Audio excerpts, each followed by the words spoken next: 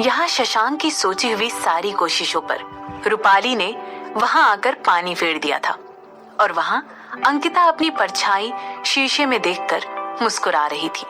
इसके बाद उसने अपने हाथ में एक बड़ा सा पैडल ब्रश उठाया और अपने नरम, लंबे और सिल्की बालों को ब्रश करने लगी। उसने ऑलरेडी अपने दिमाग में एक नया प्लान भी बना लिया था और इस बार उसे पूरा यकीन था कि उसका प्लान जरूर काम करेगा। अंकिता अपने चेहरे पर मेकअप लगाते हुए एक धुन गुनगुना रही थी। इसके बाद वो अपनी जगह से उठी और उसने खुद को ऊपर से नीचे तक देखा और फिर अपने प्रोवोक करने वाले कपड़ों की तरफ देखने लगी। अंकिता ने सोचा बाद में जब सिमरन शशांक के कमरे से चली जाएगी तो वो यही कपड़े पहनकर शशांक के कमरे में उसे सिड्यूस करने के लिए चली जाएगी और उसे अपना बना लेगी। बैंग! अचानक से एक जोरदार आवाज में अंकिता का ध्यान अपनी तरफ खींचा।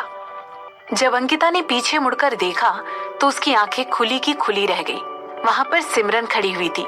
वहां अचानक ही बिना नॉक किए सिमरन कमरे में घुसी चली आई थी। अंकिता ने तुरंत अपने रोब से अपनी बॉडी को कवर करते हुए सिमरन से पूछा, तुम यहाँ क्यों आई हो? थाड़! एक जोरदार आवाज आई। दरअसल सिमरन ने अंकिता के गाल पर एक जोरदार थप्पड़ लगाया था।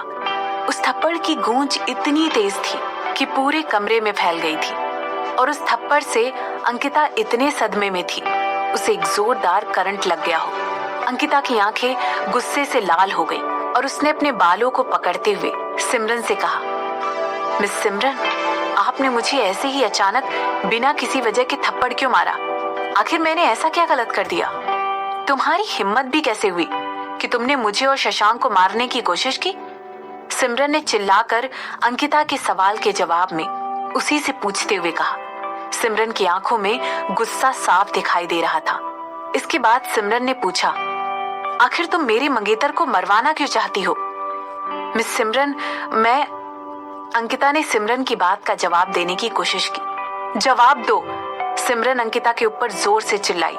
सिमरन की आवाज इतनी तेज थी कि उसे सुनकर अंकिता सहम गई और कांपने लगी। इसके बाद सिमरन ने अंकिता से कहा, मेरे सामने ये नाटक करने की कोशिश भी मत करना।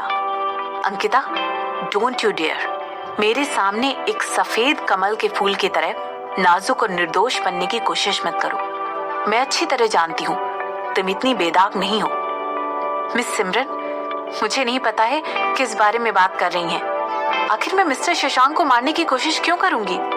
मैं उन्हें तब से जानती हूँ जब हम छोटे बच्चे थे और मैं उन्हें तब से पसंद भी करती हूँ, यहाँ तक कि मैं अभी भी उन्हें बहुत पसंद करती हूँ। अंकिता ने सिमरन को समझाते हुए कहा। सीधा मुद्दे पर आओ अंकिता। मेरे यहाँ आने की वजह सिर्फ और सिर्फ यही है कि अभी शशांक आराम कर रहा है और मैं यहाँ पर उस एक्सीडेंट का सबूत लेने आई हूँ। मैं चाहती हूँ कि जब वो नींद से उठे तो मैं उसे एक्सीडेंट के सारे सबूत पेश कर दूँ। सिमरन ने अंकिता से कहा। मिस सिमरन, मुझे सच में समझ में नहीं आ रहा है कि आप किस बारे में बात कर रही हैं। प्लीज, अगर मैंने आपको किसी भी तरह नाराज किया है तो प्लीज मुझे माफ कर दीजिए। मैं... ये सब कहते हुए अंकिता सुबक सुबक कर रोने लगी और उसने अपना चेहरा अपने हाथों से छुपा लिया। उसे अच्छी तरह पता था कि अब तक सिमरन को उसके खिलाफ कोई भी सबूत नहीं मिला है। मुझे बताओ अंकिता, आखिर शशांक ने तुम्हारे साथ ऐसा क्या गलत किया? वो तुमसे और तुम्हारे भाई रिकी से इतनी अच्छी तरह से पेश आता है। वो हमेशा तुम दोनों से इतना प्यार से बात करता है।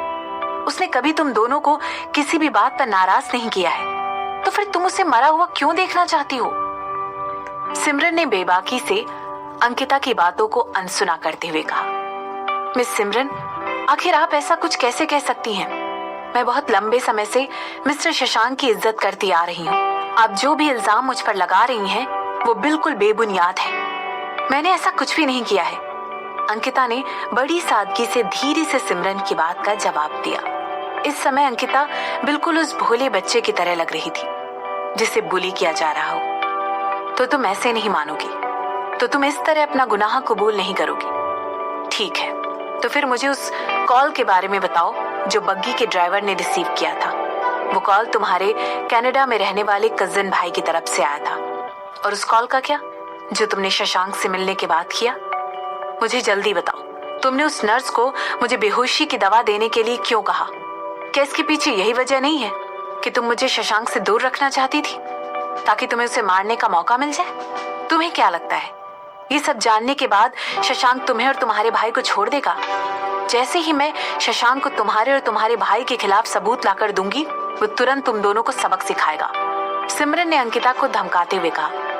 मिस सिमरन, ऐसा कहते हुए अंकिता को इतना बड़ा झटका लगा कि उसकी आंखें पूरी तरह खुल गई। क्यों उनको ड्राइवर मिल गया? मगर उसने तो ऑलरेडी ड्राइवर को एक्सीडेंट के बाद गायब हो जाने के लिए एक मोटी रकम दी थी, तो क्या फिर भी इतनी कोशिशों के बाद भी ड्राइवर इन लोगों के हाथ लग गया? ये सब सोचते हुए अंकिता ने भोलेपन में सिमरन से कहा, मुझे सच में समझ में नहीं आ रहा है। अपनी बकवास बंद करो अंकिता।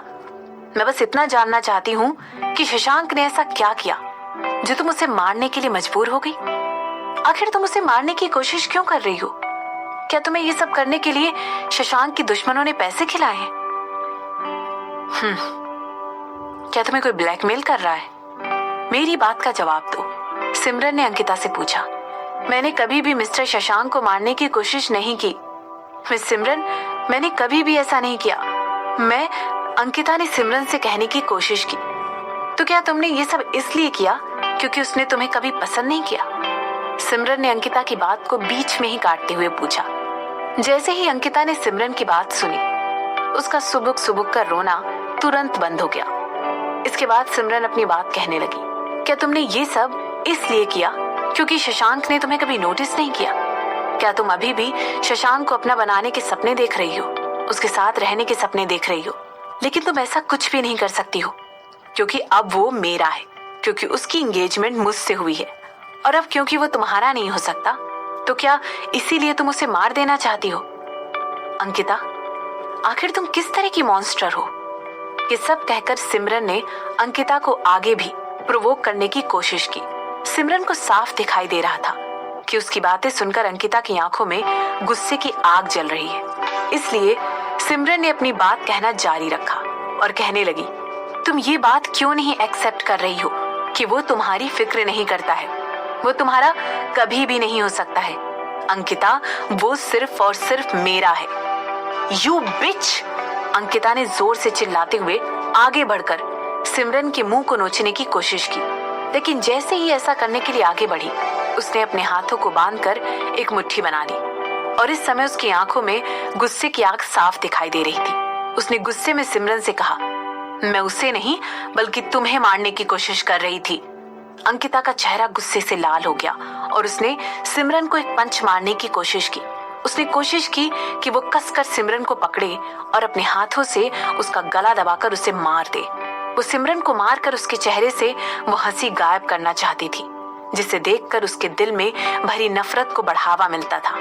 वो उसके खूबसूरत चेहरे को मिटा देना चाहती थी, लेकिन जब तक अंकिता के हाथ सिमरन तक पहुंचते, एक लंबे से आदमी ने आकर उसे नीचे गिरा दिया।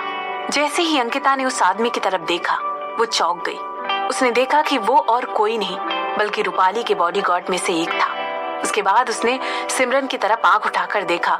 सिमरन वहां खड़ी होकर मुस्कुरा रही थी। सिमरन की आंखों में थोड़ी देर पहले अंकिता के लिए जो गुस्सा नजर आ रहा था, वो बिल्कुल गायब हो चुका था।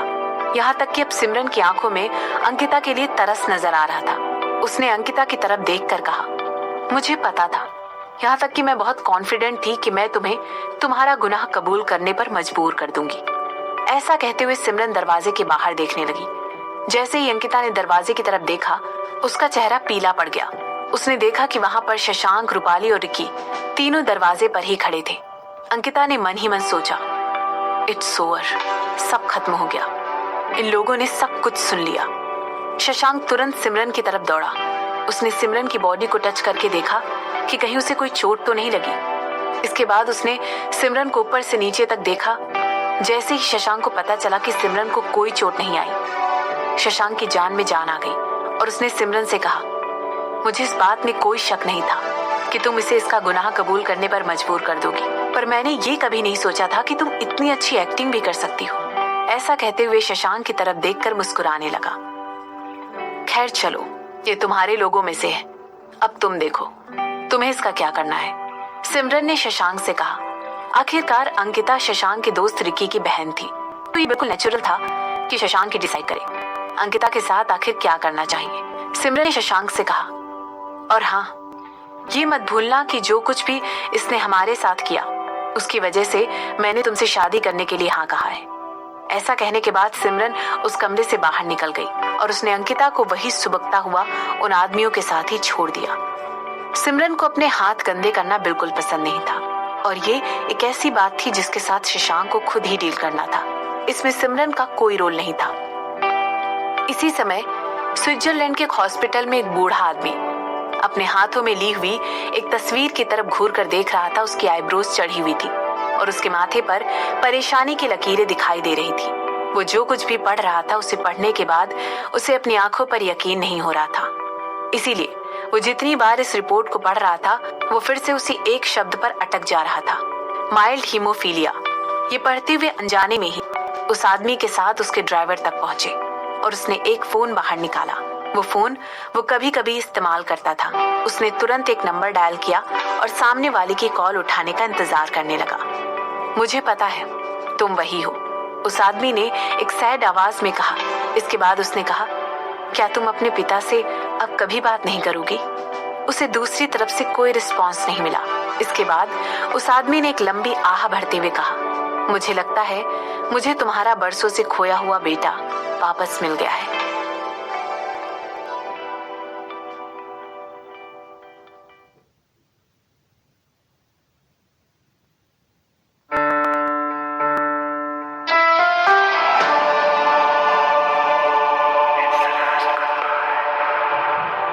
अब जबकि सिमरन ने अंकिता की सच्चाई सबके सामने लाकर खड़ी कर दी थी, शशांक और सिमरन दोनों ही जल्द से जल्द उदयपुर वापस लौटना चाहते थे। शशांक और सिमरन दोनों ने ही नहीं सोचा था कि इतने कम वक्त में उनके साथ इतना सब कुछ हो जाएगा। उनकी जिंदगियां पूरी तरह से बदल चुकी थी। उन पर हमला हो चुका था। हमेशा दूर जाने वाली सिमरन अब शशांक के पास आ चुकी थी। इस ट्रिप पर शशांक ने जो कुछ सोचा था वो तो हुआ ही, साथ ही वो भी हुआ जो उसने नहीं सोचा था। ये ट्रिप बिल्कुल किसी रोलर कोस्टर राइड से कम नहीं थी। शशांक और सिमरन दोनों ने ही इस ट्रिप पर बहुत एंजॉय भी किया और साथ ही दोनों की जान पर बनाई थी। लेकिन वो कहते हैं ना, all is well that's ends well. बस कुछ वही हाल यहाँ पर भी था। इस वेकेशन से शशांक और सिमरन दोनों को ही अपने काम से एक अच्छा खासा ब्रेक मिल गया था। लेकिन अब टाइम आ गया था कि वो दोनों अपने काम पर वापस लौट जाए, क्योंकि बहुत सारा पेंडिंग वर्क दोनों का इंतजार कर रहा था और दिन पर दिन उसका भार बढ़ता ही जा रहा था। शशांक और सिमरन दोनों ही अब वापस उदयपुर आ चुके थे। शशांक ने अपने लैपटॉप पर टाइप करते हुए सिमरन से कहा, जैसे ही रूपाली पेपर वर्क खत्म करवा लेती है हम ऑफिशियली मैरिड हो जाएंगे। इस समय शशांक और सिमरन दोनों ही शशांक की कार में बैठकर सिमरन के अपार्टमेंट तक जा रहे थे। क्या तुम श्योर हो? इस तरह की फोटोग्राफ हमारा मैरिज सर्टिफिकेट बनवाने के लिए प्रूफ के तौर पर काफी होगी? सिमरन ने शशांक से पूछा। सिमरन के हाथ में एक फोटो थी जो कि शशांक ने ऐसे ही रैंडमली ले ली थी जब दोनों ट्रिप पर साथ थे। जहां तक सिमरन को पता था, कोई भी कपल जब मैरिज सर्टिफिकेट के लिए अप्लाई करता है तो उसे मैरिज रजिस्ट्रेशन ऑफिस में जाकर ही अप्लाई करना पड़ता है। यहाँ तक कि उन्हें वहीं पर अपनी साथ में खड़े होकर फोटो भी निकालनी पड़ती है। लेकिन शशांक ने सिमरन को बेफिक्र रहने के लिए कहा। साथ ही साथ उसने इंसिस्ट किया कि रूपाली जाकर मैरिज एप्लीकेशन का सारा प्रोसीजर देख लेगी और उन दोनों को वहां जाकर पर्सनली इन्वॉल्व होने की कोई जरूरत नहीं है। मैं किसी ऐसे को जानता हूँ जो उसी ऑफिस में काम करता है और हम हमारा काम बिना किसी प्रॉब्लम के तुरंत करवा देंगे। तुम बिल्कुल भी चिंता मत करो, शशांक ने सिमरन से कहा। ऐसा कहते वक्त एक बार भी उसकी नजरें अपने लैपटॉप से नहीं हटी थी। इसके बाद शशांक ने कहा, जब मैं ट्रिप पर गया था तो मैंने अपने बहुत सारे काम का नुकसान कर दिया है, इसीलिए अब मुझे थोड़ा ज्यादा टाइम देकर उसे तुरंत पूरा करना पड़ेगा और इसीलिए मुझे आज रात तुम्हें अपने लिए वेट करवाकर थोड़ी सी तकलीफ देनी होगी। मेरी भी आज बहुत सारी मीटिंग लाइंड अप है। सिमरन ने तुरंत शशांक की बात का जवाब दिया, और हो सकता है आज मुझे भी देर रात तक जाग कर अपना काम खत्म करना पड़े। तो फिर मैं तुम्हारे अपार्टमेंट में कब तक शिफ्ट कर सकती हूँ? तुम मेरे अपार्टमेंट में शिफ्ट करना चाहती हो? शशांक ने सिमरन की तरफ हैरानी से देखते हुए पूछा। ऑफ कोर्स, तुम्हारी वाइफ होने के यही तो फायदे हैं। मुझे तुम्हारे लग्जरी अपार्टमेंट में रहने को मिलेगा, सिमरन ने कहा। सिमरन हमेशा ही सोचती थी कि किसी ऊंची बिल्डिंग के टॉप फ्लोर पर रहना कैसा लगता होगा। तुम हमेशा अपना फायदा देखती हो, शशांक ने धीरे से कहा। ऐसा कहते हुए शशांक मुंह दबाकर हंसने लगा। उसे सिमरन की बातें सुनकर और उसके बेबाक जवाब पर हंसी आ गई। इसके बाद शशांक ने कहा, चलो ठीक है, कल ही कर देते हैं। मैं कल ही किसी को भिजवाता हूँ, वो तुम्हारे घर से चीजें शिफ्ट करने में तुम्हारी मदद कर देगा। तुम्हारी कन्वीनियंस के लिए मैं तुम्हारी सेक्रेटरी और तुम्हारे ऑफिस के बाकी लोगों के लिए भी वहीं पर उसी बिल्डिंग में रहने का इंतजाम भी करवा दूंगा। वेरी गुड, सिमरन ने हाँ में सिर हिलाते हुए कहा। शशांक ने जो कुछ भी उससे कहा था वो उससे पूरी तरह सहमत थी। इसके बाद सिमरन ने अपनी नजरें टेढ़ी करते हुए शशांक की तरफ देखा। शशांक अभी भी अपने लैपटॉप पर काम करने में बिजी था। उसे ऐसे देखते हुए सिमरन अपने ख्यालों में खो गई। वो सोचने लगी वो बहुत जल्द ऑफिशियली मिसेस सिमरन शशांक वर्मा बनने वाली थी। क्या इसका मतलब ये था कि अब सिमरन की लाइफ पूरी तरह से बदलने वाली थी? ऐसा सोचते हुए सिमरन को घबराहट होने लगी और वो इस सोच के साथ खुद को अनजाने में ही सजा देने लगी। आखिर वो इस दिन के बीच में क्या सोच रही थी? कहीं शशांक की बेशर्मी उसे अपनी तरफ तो नहीं खींच रही थी? सिमरन ने सोचा कि उसे अपनी आंखें बंद कर लेनी चाहिए। इससे वो शशांक को, जो कि जल्द ही उसका पति बनने वाला था, को नहीं देख पाएगी। सिमरन को साथ ही साथ ये डर भी था कि अगर उसने अपनी आंखें बंद नहीं की तो हो सकता है वो अपने ख्यालों को कंट्रोल ना कर पाए। कुछ ही देर में वो दोनों सिमरन के अपार्टमेंट पहुंच गए। शशांक ने सिमरन का लगेज उठाकर उसके अपार्टमेंट तक पहुंचाने में मदद की। यहाँ तक कि उसने अपने काम पर जाने से पहले सिमरन के लिए खाना भी बनाया। जब तक शशांक अपना ऑफिस तक पहुंचा तब तक दोपहर हो चुकी थी। शशांक और सिमरन के बीच में एक अजीब सी म्यूचुअल अंडरस्टैंडिंग थी और यही उनके रिश्ते को बहुत मजबूत बनाती थी। वो दोनों ही अपने अपने और एक दूसरे के काम की तरफ भी अच्छी अंडरस्टैंडिंग रखते थे। वो दोनों ही अच्छी तरह जानते थे कि उन दोनों का ही काम बहुत इम्पोर्टेंट था। उन दोनों के काम ही काफी डिफिकल्टी और प्रेशर हैंडल करना पड़ता था। उन दोनों को ही कई कंपनियों को मैनेज करना पड़ता था और साथ ही हजारों एम्प्लॉयज के साथ रोज डील करना पड़ता था। जैसे ही शशांक अपने ऑफिस के लिए निकल गया, सिमरन भी अपने काम में लग गई। सिमरन ने तुरंत उन डॉक्यूमेंट की तरफ देखा जो शेफाली ने पहले ही उसके लिए इस वीकेंड पर काम करने के लिए प्रिंट आउट निकाल कर रखे थे। सिमरन मैम, मुझे अभी अभी करिश्मा का फोन मुंबई से आया था। मुझे लगता है ये मल्होत्रास की तरफ से हमें थोड़ी परेशानी फेस करनी पड़ सकती है, शेफाली ने सिमरन से कहा। शेफाली की आवाज सुनते ही सिमरन ने अपना सारा काम छोड़कर उसकी तरफ देखा। क्या हुआ शेफाली? सिमरन ने तुरंत पूछा और ऐसा पूछते हुए सिमरन अपने फोरहेड पर मसाज करने लगी। दरअसल सिमरन बहुत ज्यादा थकी हुई थी। आखिर वो अभी अभी तो इतनी लंबी ट्रिप से लौट कर आई थी, मगर फिर भी काम करना जरूरी था। इकट्ठा होते होते काम काफी बढ़ जाता। मिसेस मल्होत्रा ने मीडिया के सामने एक्सपोज कर दिया है कि तुषार और आपकी एंगेजमेंट आपकी तरफ से कैंसिल हुई है। इसके अलावा जिस कुकिंग शो में उन्होंने पार्टिसिपेट किया था उस पर उन्होंने इमोशनल होकर इस बात को लेकर कई आंसू भी बहाए। ऐसा लग रहा था जैसे अभी भी उन्हें आपको कुछ कहना बाकी था। ऐसा लग रहा था जैसे अभी भी उनके दिल में कुछ अनकही शिकायतें थी, शेफाली ने सिमरन को बताया। शेफाली? सिमरन ने अपनी आंखें घुमाते हुए अपनी सेक्रेटरी को देखा और इसके बाद अपना काम करने में वापस से लग गई। इसके बाद उसने कहा, ये मेरी प्रॉब्लम नहीं है, मैं इस तरह की अफवाहों पर विश्वास नहीं करती हूँ और इसके अलावा मैं ऑलरेडी मैरिड हूँ। तो तुमने क्या कहा? एक आवाज में सिमरन की बात को बीच में ही काटते हुए वो आवाज कनिका की थी। वो अभी अभी ही आई थी और उसके चेहरे पर बड़े बड़े शेड्स लगे हुए थे। इसके बाद कनिका ने कहा, तो आखिर किसी ने तो हिम्मत दिखाई तुमसे शादी करने की। ऐसा कहते हुए कनिका हंसते हुए सिमरन की तरफ बढ़ी। इसके बाद उसने अपनी आंखें छोटी करते हुए सिमरन से कहा, तुम सीरियस हो? कनिका ने सिमरन से चिल्लाकर पूछा और इसके बाद जोर से चीखी। उसकी आवाज इतनी तेज और शार्प थी कि शेफाली और सिमरन दोनों को ही अपने कान तक बंद करने पड़े। इसके बाद कनिका ने उसी टोन में सिमरन से पूछा, क्या ये वही लड़का है? वही शशांक? वही बॉडीगार्ड? क्या वो वही है? सच बताओ, क्या वो वही है? क्या कहा तुमने? तुम उसे इस नाम से कब से बुलाने लग गई? सिमरन ने कनिका से पूछा। मैं बिल्कुल सही कह रही हूँ, मुझे इसे इस नाम से बुलाना चाहिए। तू रुक, मैं अभी फरहान को कॉल करती हूँ। मुझे लगता है हमें सेलिब्रेट करना चाहिए। ये कहकर कनिका सिमरन को इग्नोर करते हुए अपने सनग्लासेस को निकालते हुए अपना फोन निकालने लग गई। इसके बाद उसने ये बड़ी खबर बताने के लिए फरहान को कॉल लगाया। आखिर ये बात उसकी दोस्त के बारे में थी जिसने ये कहा था कि वो पूरी जिंदगी सिंगल रहेगी। आखिर आज उसने शादी कर ली थी। क्या ये बिल्कुल एक चमत्कार नहीं था? फरहान भी ये बात जानकर कनिका के जितना ही एक्साइटेड था। उससे भी मिलकर सेलिब्रेट करने का इंतजार नहीं हो रहा था। अब बस मीटिंग की जगह टाइम और डेट फिक्स करना बाकी था। तो मुझे सारी अंदर की खबर बताओ, मेरा मतलब है सारी चटपटी खबरें। कनिका ने एक्साइटेड होते हुए फरहान की कॉल एंड करते हुए सिमरन के बगल में बैठते हुए पूछा। सिमरन के पास अब कोई चॉइस बाकी नहीं थी। सिमरन ने तुरंत शेफाली को वहां से जाने के लिए कहा और इसके बाद अपने दिमाग में सब कुछ दोबारा से याद करते हुए रिजॉर्ट पर जो कुछ भी हुआ अपनी दोस्त को बताने लगी। व्हाट अ बिच! तो फिर शशांक ने इस बारे में क्या किया? क्या उसने उसे मरवा दिया? उसे उस लड़की को मरवा ही देना चाहिए था। और अगर वो तुम्हें मारने में सक्सेसफुल हो जाती तो? कनिका ने सिमरन से पूछा। मुझे नहीं पता, सिमरन ने अपने कंधे उचकाते हुए कनिका से कहा। इसके बाद उसने कहा, उस रिक्की के साथ शशांक की बरसों पुरानी दोस्ती थी। अगर वो अंकिता को मार देता तो उससे उनकी फ्रेंडशिप भी खत्म हो जाती। मैंने उससे नहीं पूछा कि आखिर उसने उस औरत के साथ क्या किया।